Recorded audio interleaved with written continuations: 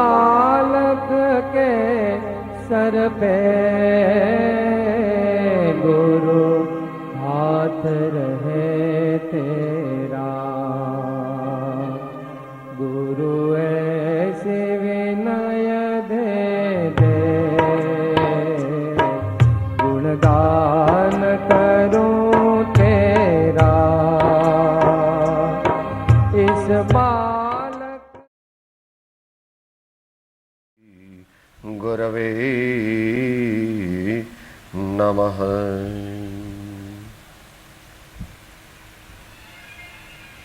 परम गुरवे नमः। परम प्राचार्य गुरवे नमो नमः।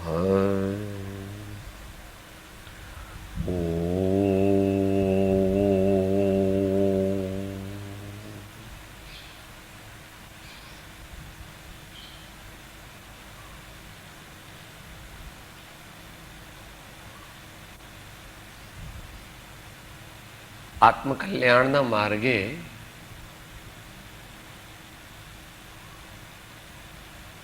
ચાલનાર મનુષ્યને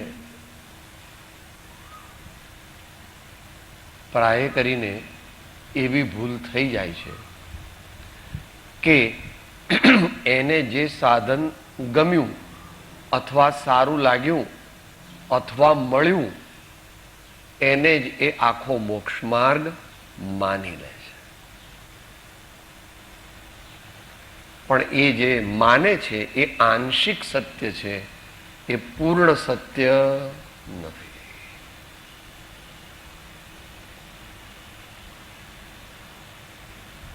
ભક્તિ કરનાર એમ માને છે કે હું આ ભક્તિ કરું છું એટલે મારો કલ્યાણ થઈ જશે. એ વાત સાચી છે પણ એ વાત પૂર્ણ નથી.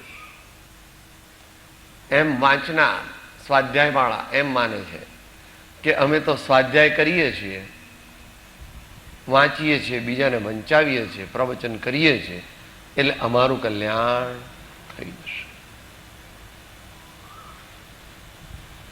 ત્રીજા ગ્રુપવાળા જે બહુ નિયમ વ્રત તપ કરે છે એ એમ કહે છે, એમ માને છે કે અમે તો નિયમ વ્રત તપ કરીએ છીએ એટલે અમારું કલ્યાણ થઈ જશે. આ બધાય પોતપોતાની અપેક્ષા એ સાચા છે, પરંતુ બીજાનો સ્વીકાર કરે તો સાચા છે, નહીં તો નહીં.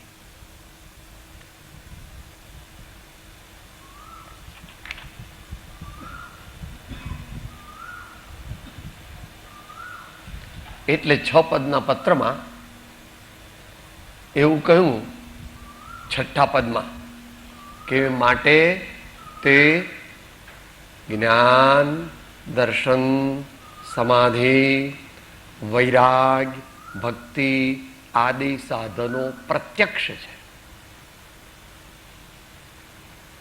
જેના બળે કરીને કર્મબંધ શિથિલ થાય છે, ઉપશમ પામે છે, ક્ષીણ થાય છે અને અંતે નાશ પામે છે. આપણે ખાસ ધ્યાન રાખવું, ભક્તિ કરવી પણ ભક્તિમાં રોકાઈ જવું નહીં. સ્વાધ્યાય કરવો પણ સ્વાધ્યાયમાં રોકાઈ જવું નહીં. કારણ કે આ બધું કરીને શું કરવું છે? ભાવોની શુદ્ધિ.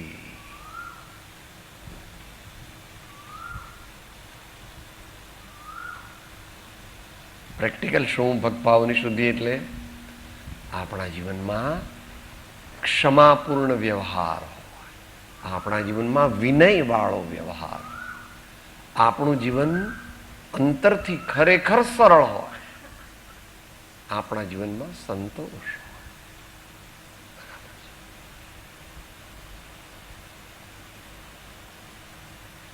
આવા બધા ગુણો આપણામાં પ્રગટે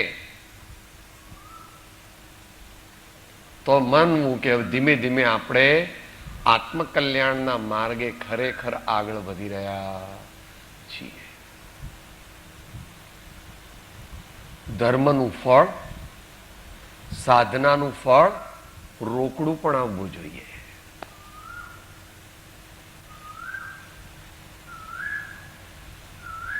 એટલા માટે સાદા સંતોએ એમની ભાષામાં કહ્યું હતું, તેના નેણ ને વેણ બદલાય હરિરસ પીજીએ, તેના નેણ ને વેણ બદલાય હરિરસ પીજીએ. તો બે તો દ્રષ્ટાંત આપ્યા બાહ્ય, પણ નેણનો અર્થ છે દ્રષ્ટિ ને વેણનો અર્થ છે સમસ્ત જગત સાથેનો વચન વ્યવહાર.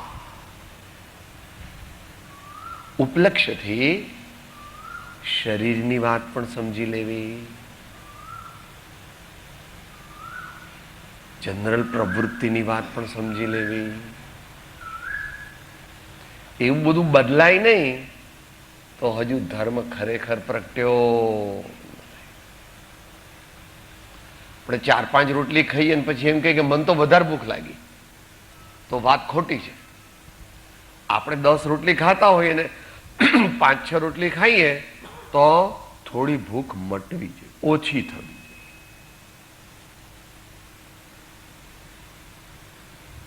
અને ન મટે ને એમ લાગે સાહેબ મને તો વધારે ભૂખ લાગી, તો રોટલી ક્યાંક બીજે જાય છે, પેટમાં જતી નથી.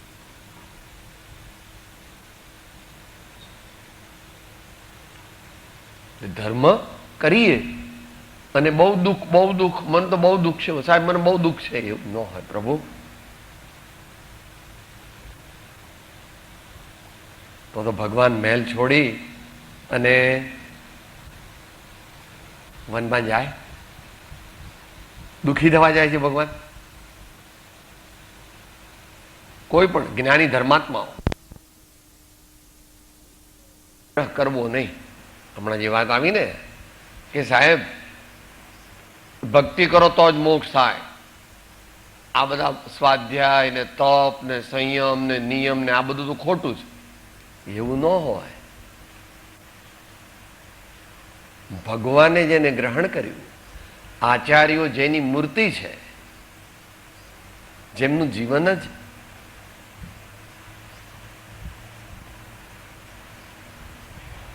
ધર્મ મૂર્તિ છે. આપણે આંખો નથી એટલે આપણે એમ લાગે છે કે સાહેબ એમની ડોક બરાબર નથી, સાહેબ એમનો ખભો જરા વાંકો છે, ચમાર થઈને આપણે ચામડું જોઈએ. જ્ઞાની ધર્માત્મા કઈ શરીર નથી, બરાબર ને? પ્રસિદ્ધ કથા આવે છે ને જનક રાજાની અને અષ્ટાવક્રની. અષ્ટાવક્ર આવે એટલે બધા લોકો એકદમ ખડખડ હસવા માંડ્યા, તો રાજા પણ હસ્યો.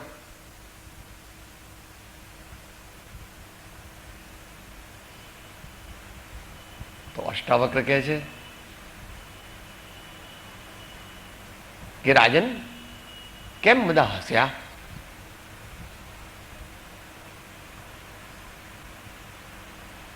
સામે અષ્ટાવક્ર પણ હસે છે, અષ્ટાવક્ર પણ હસે છે. બધા હસ્યા ને એટલે અષ્ટાવક્ર પણ હસવા માંડ્યા. એટલે કે અમે તો કેમ હસ્યા એ પછી કહીશું, પણ આપ પહેલા કહો કે તમે કેમ હસ્યા. એટલે કે મને ખબર નહોતી કે તમે આવા મોટા રાજા અને તમારી સભામાં બધા ચમારને બોલાવો છો. તમે તો મોટા ક્ષત્રિય રાજાઓ, મોટા બ્રાહ્મણ વિદ્વાનો, એવા મોટા મોટા માણસો તમારી ધર્મસભામાં હોય, એને બદલે એટલે બધા એકદમ તલવાર કાઢી કે કોણ છે કે છે આ માણસ, અમને ચમાર કે છે. એટલે કે તમે તો ચામડું જોઈ અને બધા હસ્યા એટલે હું પણ હસ્યો. કહેવાનો મતલબ આપણને ભગવાનના સદગુણો દેખાતા નથી, અને એમના એટલા સદગુણો છે કે કોઈ આપણા જેવા લખવા બેસે તો 1 વર્ષ સુધી લખ્યા કરે તો પણ પૂરા થાય.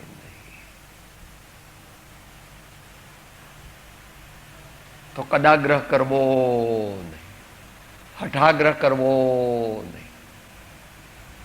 એ વાત ગઈ વખતે થઈ હતી, એના અનુસંધાનમાં આગળ કહે છે, જ્યારે જ્ઞાની પુરુષો થાય છે ત્યારે મતભેદ કદાગ્રહ ઘટાડી દે છે. જ્ઞાની અનુકંપા અર્થે માર્ગ બોધે છે. અજ્ઞાની કુગુરુઓ મતભેદ ઠામ ઠામ વધારી કદાગ્રહ ચોક્કસ કરે છે. તો સત્પુરુષ અને અસત્પુરુષનો ભેદ બતાવે છે, સદગુરુ અને અસદગુરુનો ભેદ બતાવે છે, અથવા ઢોંગી ગુરુ અને સાચા ગુરુ વચ્ચેનો ભેદ બતાવે છે. જ્ઞાની પુરુષો થાય છે ત્યારે મતભેદ કદાગ્રહ ઘટાડી દે છે.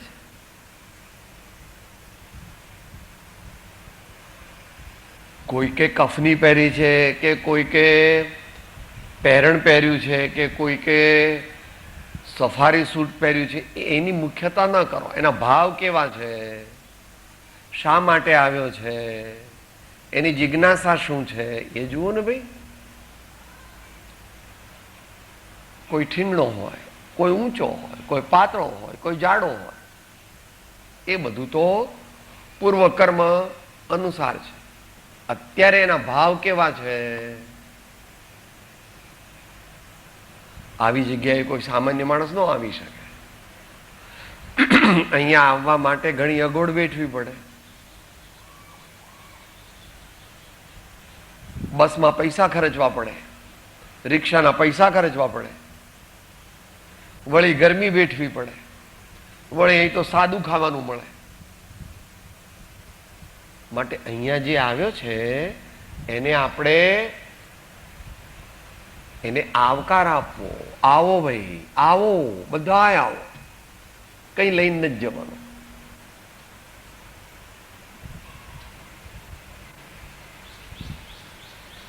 પોલિસી કેવી રાખવી? ઓપ્ટિમિસ્ટિક, વિધેયાત્મક policy. Everyone is welcome here, irrespective of caste, creed, age, sex and social status. પહેલા. પછી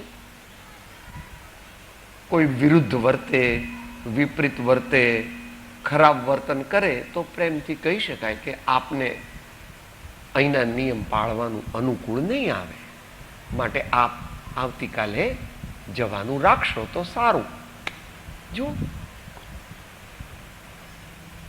પણ પહેલા તો એમ જ માનવું કે કલ્યાણ માટે આવ્યો. માટે જ્ઞાનીઓ કહે છે કે બહારની વસ્તુ જોવી નહીં, પણ એને એમ કેવું કે ભાઈ નિયમિત ભક્તિભાવ કરો, નિયમિત સ્વાધ્યાય કરો, નિયમિત જાપ કરો, સૌની સાથે પ્રેમથી બોલો અને સેવા કરો. 1 કે 2 કલાક કામ કરવું જોઈએ. દરેક અહીંયા આશ્રમનો અર્થ જે છે, શ્રમ જ્યાં મુખ્ય છે, તો પોતે અવશ્ય કંઈક ને કંઈક સેવાઓ આપવી જ જોઈએ.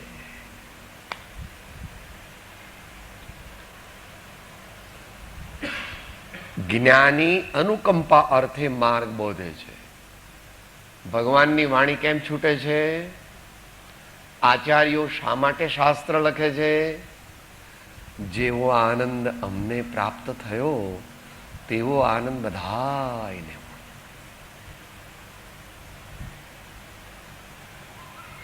અલૌકિક છે.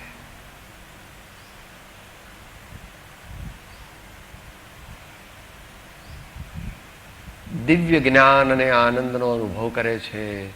એવો અનુભવ દરેક જીવને થાય, દરેક જીવ સુખી થાય, દરેક જીવનું કલ્યાણ થાય, દરેક જીવને સંપત્તિ, સમૃદ્ધિ, સમાધિ, સમ્યક જ્ઞાન અને સર્વ પ્રકારની શાતાની પ્રાપ્તિ થાય.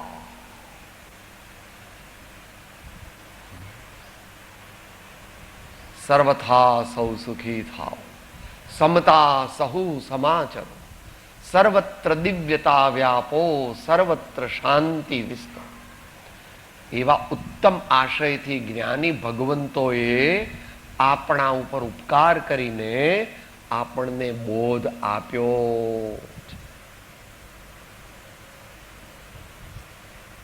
પણ આપણે પાત્રતા નથી એટલે એનો બરાબર લાભ લઈ શકતા.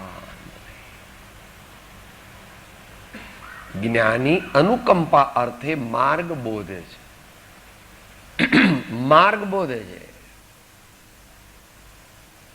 પોતાની વાત કહેતા નથી. ભગવાન જ્ઞાની પુરુષોએ જે માર્ગ કહ્યો છે એ માર્ગ જ આપણને બતાવે.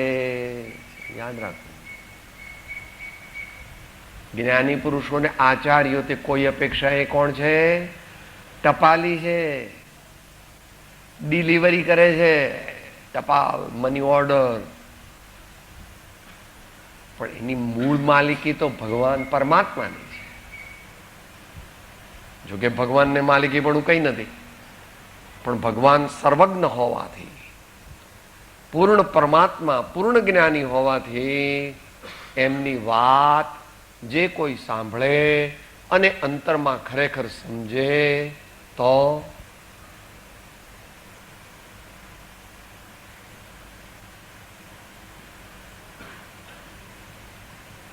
શાંતિની પ્રાપ્તિ, આનંદની વૃદ્ધિ, વિશિષ્ટ પુણ્યની પ્રાપ્તિ અને સાંભળતા પણ ટાઢક વળે, સાંભળતા પણ આચાર્યોની વાણી એવી હોય.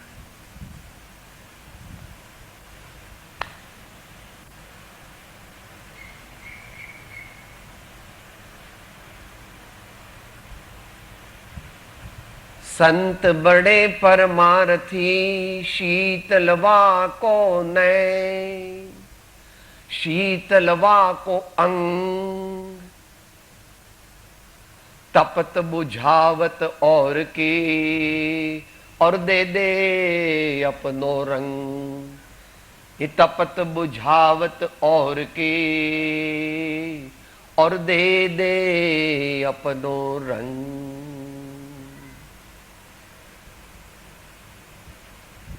केवल करुणा मूर्ति छो, दीनबंधु दीनानाथ, पापी परम अनाथ छू, ग्रहो प्रभुजी.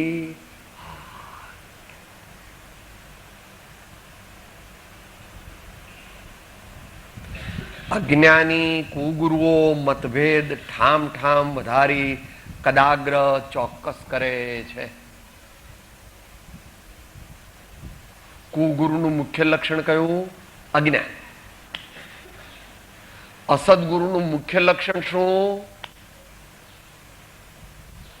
आपा को जानते नहीं है, अपने सही स्वरूप को जानते नहीं है, उसको अज्ञानी कहते हैं, उसको असदगुरु कहते हैं.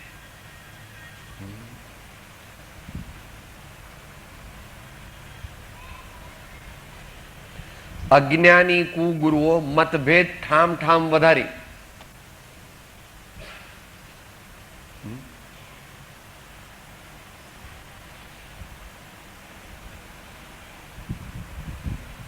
અહીંયા આવો તો આવા જ કપડા પહેરીને આવવાનું. બહારના માણસો છે એમને ખબર નથી, જે પહેરીને આવ્યા છે તે બરાબર છે. અહીંયા આવ્યા હશે તો આછકલા કપડા પહેરીને નહીં આવ્યા હોય, કારણ કે ખબર છે કે ભાઈ ધર્મ સ્થાનકમાં જઈએ. છતાં કોઈ એવું કપડું ભૂલથી પહેરીને આવ્યું તો એને તરત ખ્યાલ આવી જશે કે અરે મારે મારી મર્યાદામાં રહેવું છે.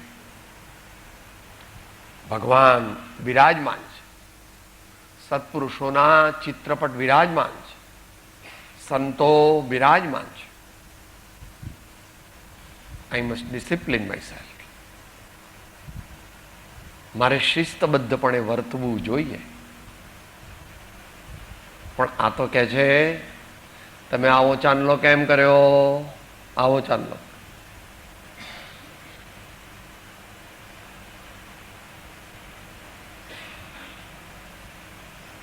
તમે આમ કેમ પગે લાગ્યા? 3 વાર પગે લાગવું જોઈએ. એવું આવનારને એવું ન કહેવાય. એને કઈ ખબર નથી. એને તો પગે લાગવાની જ ખબર નથી. આઈને ફટ દઈને બેસી જાય, વાંધો નહીં. પહેલે દિવસે એવું કરે તો વાંધો નહીં. દરેકને કઈ ધર્મની ખબર છે, દરેકને કઈ ઉત્તમ શિસ્ત પાલનની, પરમાત્મા સદગુરુ સંતો તેમનો કેવો વિનય કરવો જોઈએ, કેવી રીતે વંદન કરવા, કેવી રીતે પ્રણામ કરવા, કેવી રીતે નમસ્કાર કરવા. જગત જીવ હૈ કર્માદીના અચરિજ કછું ન લીના આપ સ્વભાવ મેરે અવધુ સદા મગન મેં રહેના.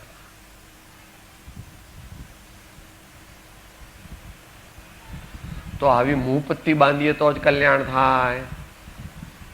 આવા પ્રકારના કપડા પહેરીએ કે આવા પ્રકારના કપડા કાઢી નાખીએ તો જ કલ્યાણ થાય.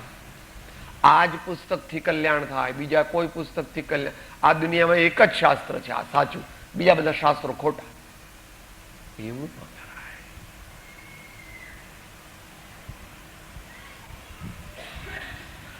નાની નાની બાબતોમાં વાંધા. તમે આજે કેમ ઉપવાસ કર્યો? 11 દિવસે નહીં, 8 દિવસે ઉપવાસ કરો તો જ મોક્ષ થાય. ઉપવાસ શું છે એની ખબર નથી. 11 દિવસે નહીં કરવાનું, 8 દિવસે કરવાનું, 14 દિવસે નહીં કરવાનું, પૂનમ ને દિવસે કરવાનું, તો ફળ થાય, નહીં તો ન થાય.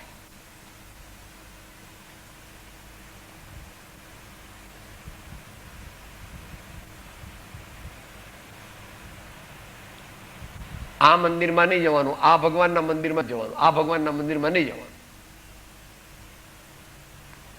જ્યાંથી પ્રેરણા મળે, જ્યાં શાંતિ મળે, જ્યાંથી જ્ઞાન વૈરાગ્યની વૃદ્ધિ થાય, એવા મંદિરમાં જવાનું. આપણે તો પ્રયોજન શું છે? આપણી શ્રદ્ધા વધારવી અને પરમાત્માના દર્શન કરીને એમનામાંથી પ્રેરણા મેળવી, એ આપણું પ્રયોજન છે. પાડો રિસીસ પછી પ્રભુ તારું ગીત મારે ગાવું છે, પ્રભુ તારું ગીત,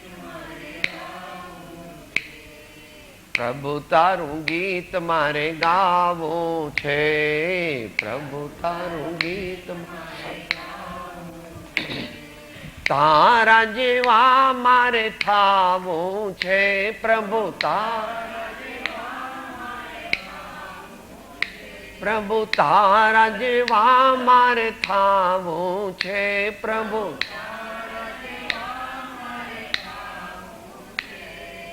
માટે તારું ગીત મારે ગાવું છે,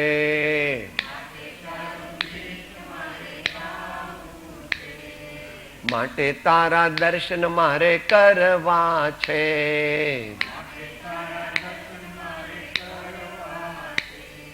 માટે તારી ભક્તિ મારે કરવી છે, માટે તારી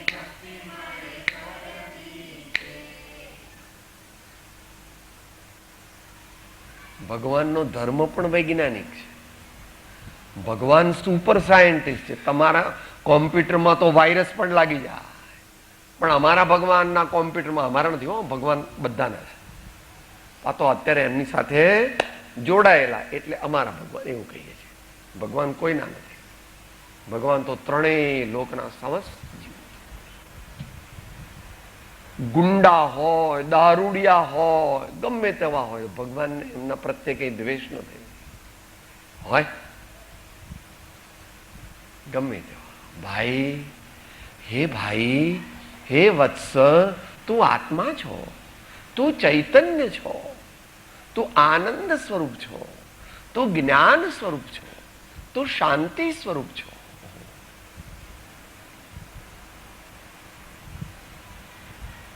કાંઈ મતભેદ નથી. એમને કોઈ આગ્રહ નથી. કેમ આ પદ બોલ્યા? ગુરુનું પદ નહીં, ભગવાનનું જ પદ બોલો. ભગવાનનું નહીં, એકલું વૈરાગ્યનું જ બોલવાનું. એવું કાંઈ નહીં પ્રભુ, એવું કાંઈ નહીં. કોઈ ગુરુનું પદ બોલે, કોઈ ભગવાનનું પદ બોલે, કોઈ વૈરાગ્યનું પદ બોલે, કોઈ સંયમનું પદ બોલે, કોઈ તપનું પદ બોલે, વાંધો નહીં. આત્માનું કલ્યાણ થાય. આપણું આત્મા એટલે કોણ? આપણે બધા આત્મા છીએ. આપણે મગનભાઈ, છગનભાઈ, મણિબેન, કાંતાબેન નથી. આપણે આત્મા છીએ. માનીએ તો પણ આત્મા છીએ ને ન માનીએ તો પણ આત્મા છીએ. એટલે ડોગમેટિઝમ લાવવું નહીં, હઠાગ્રહ કરવો નહીં. જ્યાંથી સારું મળે, જ્યાંથી શાંતિ મળે, જ્યાંથી સાચું જ્ઞાન પ્રાપ્ત થાય, ભાવો નિર્મળ થાય એવું આપણે કરવું.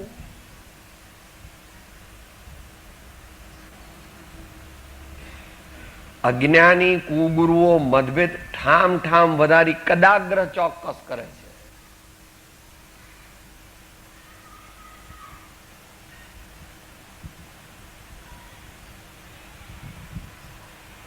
પૂજામાં આ વસ્તુ મૂકો તો જ મોક્ષ થાય. ફૂલ કેમ મૂક્યું? બદામ લાવો તો જ મોક્ષ થાય. ચોખા લાવો તો જ મોક્ષ થાય. અહીંયા કેમ મૂક્યું? અહીંયા મૂકો તો થાય મોક્ષ. અરે ભાઈ, ભાવોને નિર્મળ કરવા માટે દ્રવ્યનું અવલંબન છે. માટે એ બાબતમાં કદાગ્રહ કરવો. આ જ નિયમ પાળીએ તો મોક્ષ થાય. આ નિયમ ન પાળીએ તો મોક્ષ ન થાય. નિયમ શા માટે પાળવો? ચિત્તમાંથી વિકાર જાય, જીવન નિયમિત બને. સંયમનો ભાવ પ્રગટે, સમાધિનો ભાવ પ્રગટે. એ માટે નિયમ લેવાના. માટે એમાં કઈ આગ્રહ કરવો નહીં. બોલો આત્મસિદ્ધિ. ગચ્છમતની જે કલ્પના તે નહીં સદવ્યવહાર, ભાન નહીં નિજ રૂપનું તે નિશ્ચય નહીં સાર.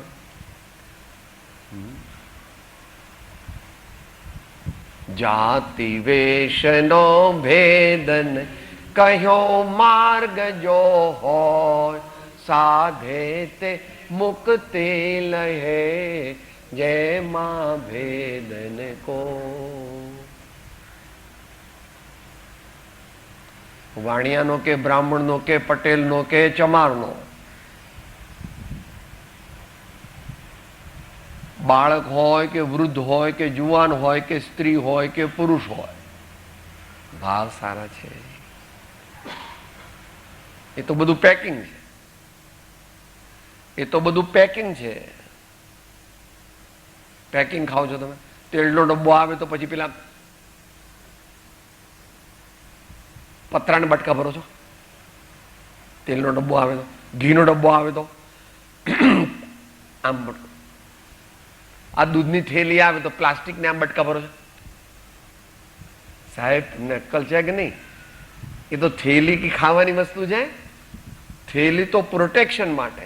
થેલી તો દૂધમાં કંઈ કોઈ અશુદ્ધિ ન થાય, સચવાય, બહારનો કચરો ન પડે એટલા માટે. કઈ દૂધની થેલી ખવાતી હશે? ઘીનો ડબ્બો હોય તો એને બટકા ભરાતા હશે? કે ભાઈ, ધર્મમાં પણ એવું છે પ્રભુ. ધર્મ કઈ જૈન કે હિન્દુ એ બધા તો સંપ્રદાય.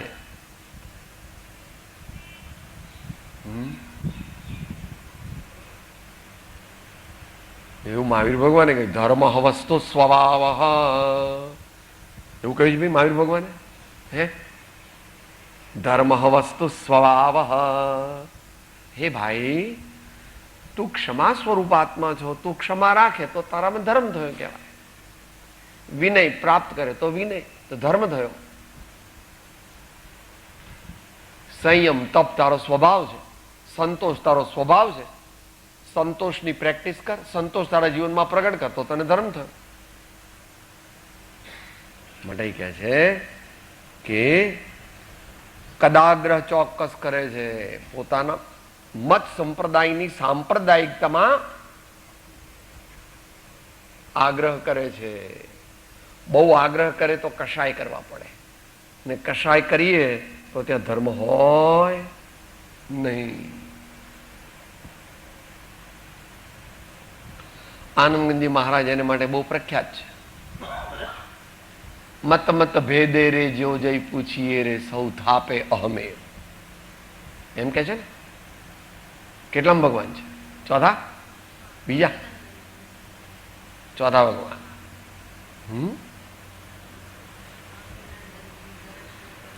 એમ કે છે. ચોથા ભગવાનના સ્તવનમાં આનંદગંજી મહારાજ કે છે,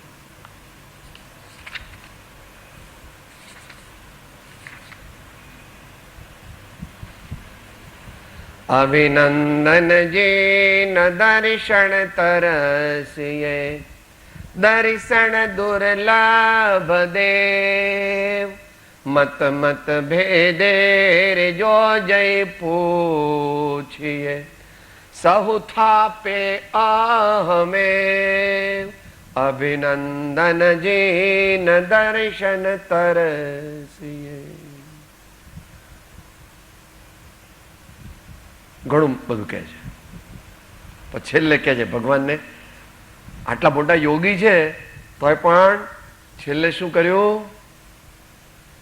દર્શન દુર્લભ સુલભ કૃપા થકી, દર્શન દુર્લભ સુલભ કૃપા થકી આનંદ ઘન મહારાજ અભિનંદન જીન દર્શન તરસિયે. તો મુખ્ય શું? જ્યાંથી સદગુણોની પ્રાપ્તિ થાય એ ધર્મ.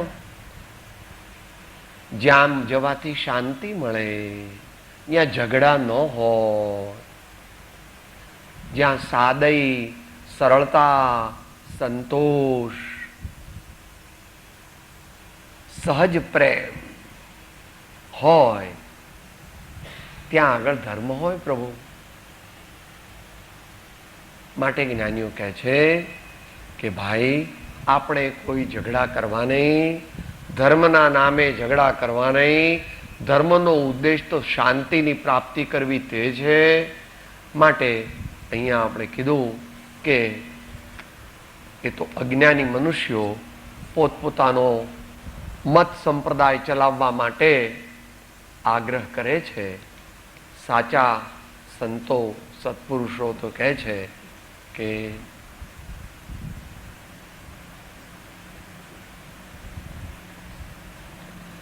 જેમના દર્શન કરવાથી શાંતિનો અનુભવ થાય,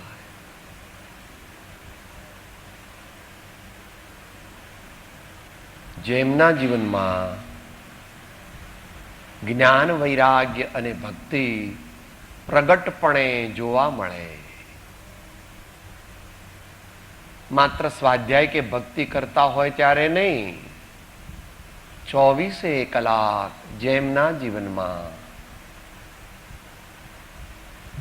પરમાત્માનું સ્મરણ, પરમાત્માની દ્રષ્ટિ, પરમાત્માનો લક્ષ્ય એવું પ્રગટપણે જોવા મળે અને જે નિસ્વાર્થ છે, નિસ્પૃહ છે અને વિશ્વ પ્રેમી છે.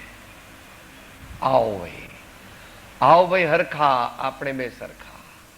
આવો ભાઈ હરખા, આવો સૌ શાંતિને પામો, સૌને આનંદની પ્રાપ્તિ, સૌને શાતા થાવ, કોઈ જીવો દુઃખી ન થાવ. બોલવામાં નહીં, એવું જીવનમાં જોઈએ. આપણે પણ એ માર્ગે ચાલીએ. આપણે પણ જ્ઞાનીઓએ કહેલા એવા સત્યના માર્ગે ચાલી અને હઠાગ્રહ, કદાગ્રહ, મતાગ્રહ ન કરીએ અને સદગુણોથી સજીએ, આપણી જાતને સદગુણોથી સજીએ અને સત્યના માર્ગે ચાલીએ. એ જ આપણા જીવનનું ધ્યેય છે.